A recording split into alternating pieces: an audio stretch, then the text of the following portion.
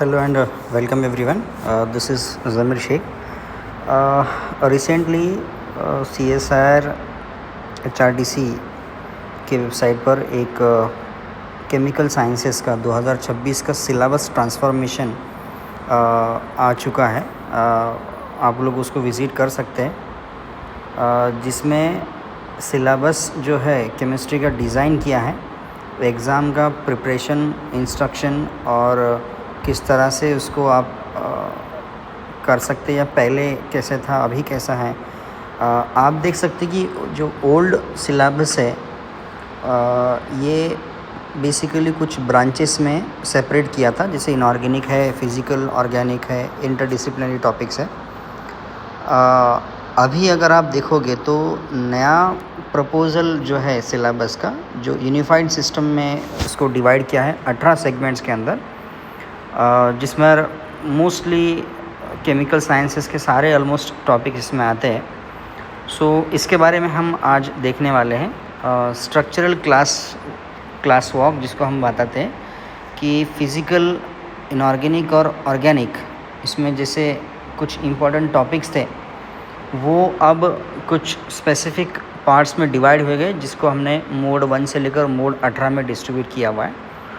पहले अगर हम बात करेंगे क्लस्टर ए की, अगर हम बात करेंगे जिसमें क्वांटम स्ट्रक्चर्स और थर्मोडायनामिक्स रहेगा, जो प्रोबेबली फ़िज़िकल केमिस्ट्री का पार्ट है, जिसमें फंडामेंटल फ़िज़िकल लॉज है, केमिकल बिहेवियर एंड जिसमें मेन 3 मॉड्यूल्स हैं. एटॉमिक स्ट्रक्चर, मॉड्यूल 2 है molecular structure and bonding like theories वगैरह, और मॉड्यूल 5 जो है वो केमिकल एंड स्टैटिस्टिकल थर्मोडायनामिक्स है.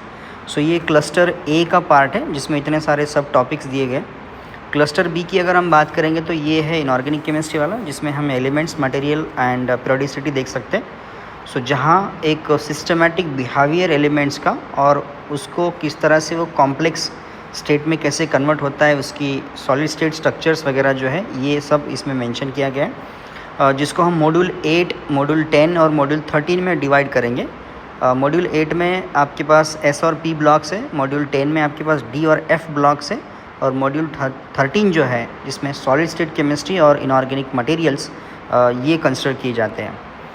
Let's move to the cluster number C, या क्लस्टर सी की हम बात करेंगे, जिसको हम ऑर्गेनिक फाउंडेशन और डाइवर्सिटी बोल सकते हैं, जिसमें नॉमेनक्लेचर है, स्ट्रक्चरल रूल्स है, रिएक्शंस है, basically for the carbon based compounds, जिसमें सबसे पहला मॉड्यूल 3 आता है नॉमेनक्लेचर, स्ट्रक्चर, आइसोमेरिज्म. मॉड्यूल 9 जो है वो आता है प्रॉपर्टीज़ एंड रिएक्शंस में, और मॉड्यूल 16 जो है वो आता है हेट्रोसाइक्लिक केमिस्ट्री के अंदर.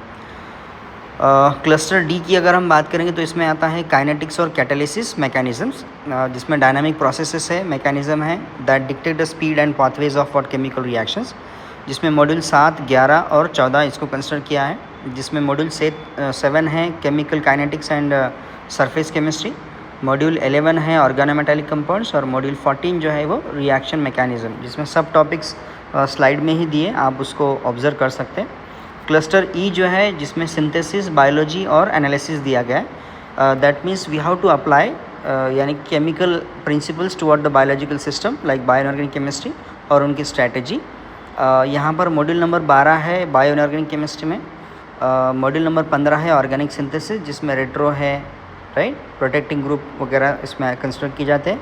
और मॉड्यूल 17 जो है ये है आपका बायोलॉजिकल केमिस्ट्री ऑफ बायोमॉलिक्यूल्स और biological molecules like carbohydrate, proteins, amino acids etcetera. Cluster F जो है ये है analytical chemistry, that is the cross disciplinary mathematical and spectroscopic tool required for the modern chemical data interpretation. इसमें group theory और spectroscopy आता है. Probably हमने पता है ग्रुप थ्योरी में हमने कैरेक्टर टेबल्स पढ़े हैं, पॉइंट ग्रुप्स पढ़े हैं, राइट. उसके बाद यूवी, IR, NMR, ESR, मास बार, मास, है ना, और बाकी स्पेक्ट्रल टेक्निक. और मॉड्यूल 18 जो है इसमें जाता है data analysis and what are the in representation like errors, significant digits और फिगर्स, स्टैंडर्ड डेविएशन, है ना, ये linear and non linear regressions, ये सब चीज़ें इसके अंदर कंसिडर की जाती है. Decoding the assessment part C की अगर हम बात करेंगे, इसके अंदर टोटल आपको you know that the paper is divided into 3 sections A, B and C. So C की अगर हम बात करेंगे यहाँ पर 60 एनालिटिकल क्वेश्चंस आपको रहेंगे, we have to solve any 25 question, यानी कि जिसका आपको मार्किंग होगा multiple correct option as per दी क्वेश्चंस. सो यानी कि all correct options must be identified and 4 marks awarded for what the each questions, and there is a negative marking, right? You all of you know that.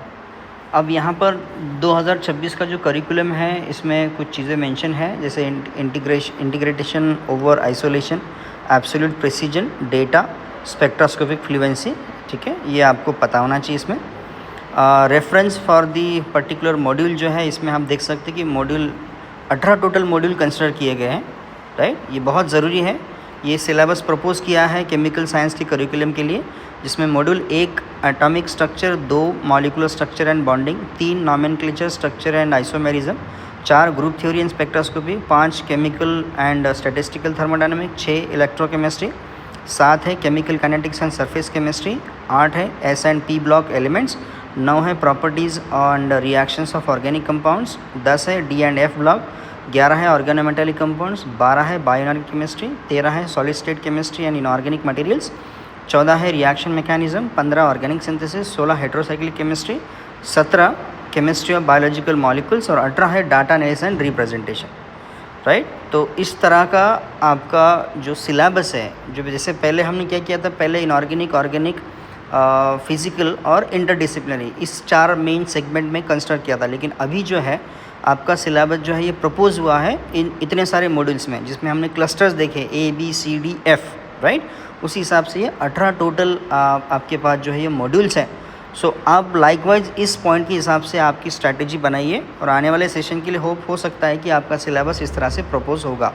सो अभी CSR का notification है, आप देख सकते हैं CSR के नोटिफिकेशन पे कि प्रपोज सिलेबस आपका इस तरह से रहेगा. So you must think on it, and you should prepare all the chapters like in this manner. Okay, so thank you so much for watching.